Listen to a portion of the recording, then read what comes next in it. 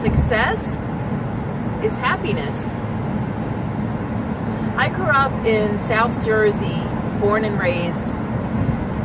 And in South Jersey, we have these big, beautiful open fields, and it's a metaphor for life. You've got these big, gorgeous open fields, and you can plant things to grow there, and you can make a big adventure out of it. There's lots of possibilities for these big, open spaces. Sometimes you just got to take your chances and try to reach success. I'm driving home from visiting my 99-and-a-half-year-old friend, and I'm also going to do the Invade My Privacy tag questions.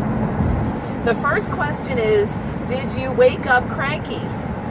No, I was pretty good this morning. I got out of bed, felt pretty good because I knew I had my day scheduled. I had to go visit my friend and take her to a doctor appointment.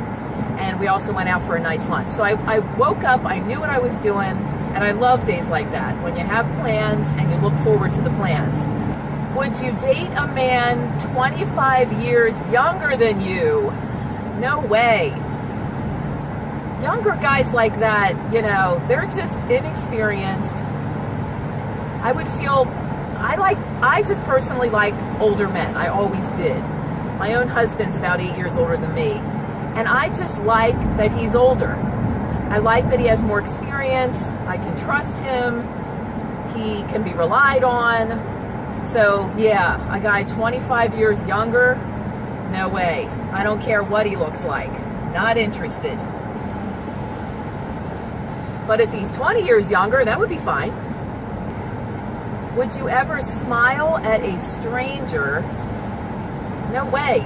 They need to mind their own business, and I need to mind my own business, and they better not look at my butt. You never know, a smile just might make somebody's day, so why not smile at a total stranger? Can you commit to just one person?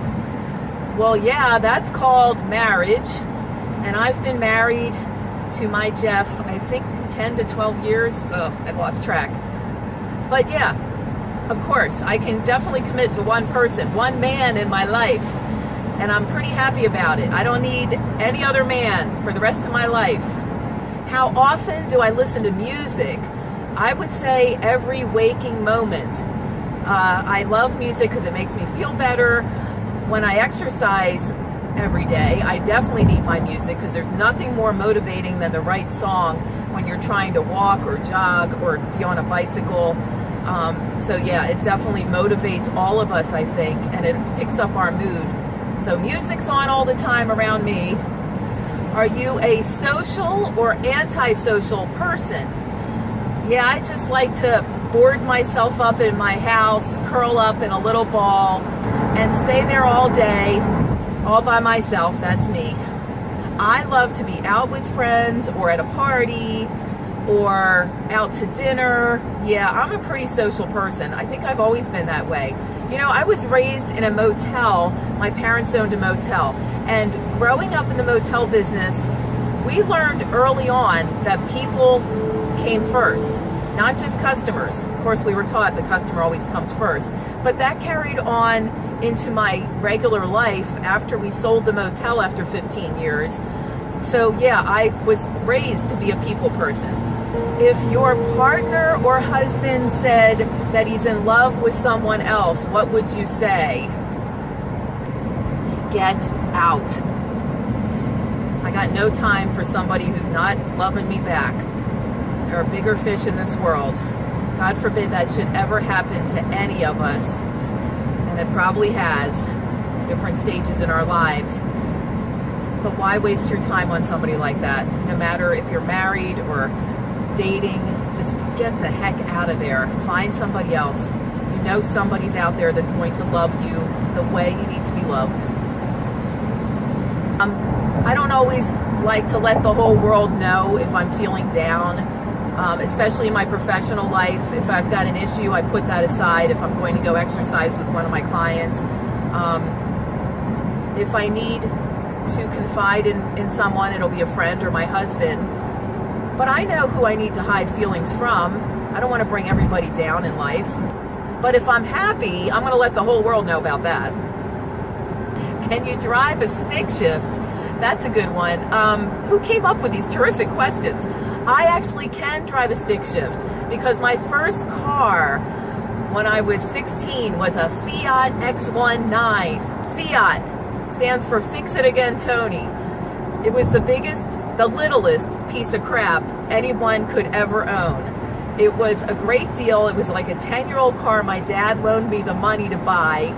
It was a 2-seater convertible, and it was so much fun to drive. It broke down like every couple weeks, but it was a stick shift, and I remember learning to drive that sucker. My dad tried to help teach me and another friend of his, and I finally got the hang of it. I probably stripped a few gears. The worst thing was there was one hill at a traffic light, and if you've ever driven a stick shift, the worst thing is the clutch when you're uphill. You have to be really good at shifting and not rolling back into the front end of the guy in back of you. And I was not good at it. So I would go 5 miles out of my way to avoid that traffic light on the hill. What's something people would be surprised to learn about you? I think I mentioned it one time when I was doing the Slim Fast diet review. I was about 40 pounds overweight after I had my daughter, who is now 25 years old. So I know what it feels like to be overweight. I remember after I had the baby, trying to fit back in my jeans 3-4 months later, and they would not even get over one leg. And I cried so hard. And it was so tough to realize that I had gained all that weight. That's when it really hit me. And it was not coming off that fast. And it was frustrating for me because I had never been that big in my life. And it was uncomfortable, and I felt unattractive, and I felt unhealthy. So I went ahead, talk about success. I was able to succeed in that weight loss. I stuck with it. I kept exercising, and I ate less food, and I ate healthy food. And I was able to lose that weight, and I kept it off. And it's one of the things that motivates me being a personal trainer. I'm happy to help people lose weight because I know how frustrating it is to be overweight. When was the last time I cried? It was March 12th because of this year. My mother-in-law passed away, and of course she was a terrific lady, and it was so final when somebody passes. And I know it was really tough on my husband too, of course, and his whole family. But I cried at her funeral. Have you ever liked someone that you didn't expect to? I remember back in my 20s, I had 2 very close girlfriends, and we were always going out dancing together and out all night and looking for men in all the wrong places. But I remember the one friend brought along another friend she had met, and at first I didn't get it. I didn't care for the woman, but I didn't get it. I thought, gee, she doesn't smile, she doesn't say hi to you, she doesn't want to dance on the dance floor with me, she kind of keeps to herself, what's wrong with her?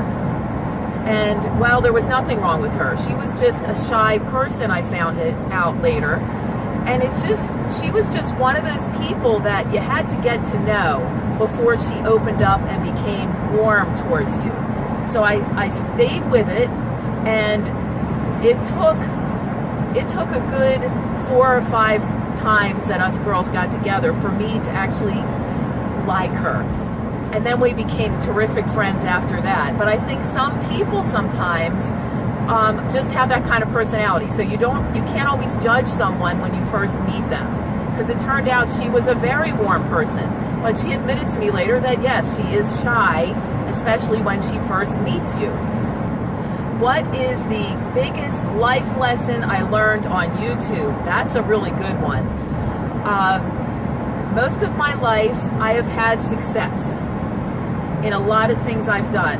When I taught aerobics back in the 80s, like Jane Fonda style, I would have a full class and everybody loved my classes and I felt like a superstar.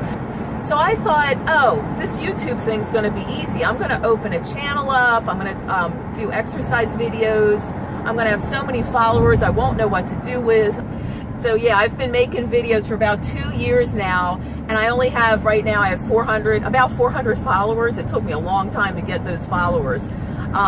So I'm learning that you have to really work at things, and I'm trying to stay with it. I hope to get more followers. If you're not a subscriber, please subscribe. But it's hard work and it's dedication. So this was actually one of the toughest projects, my YouTube channel, that I've ever experienced. Success is defined by happiness. Doesn't matter how many followers you have on your YouTube channel, or if you lost that extra 20, 30, 40 pounds. Doesn't matter if you've been in relationships that have broken your heart. It doesn't even matter if you can drive a stick shift or not. Success is defined by happiness, and it's a journey, and when you get there, you'll know what success is.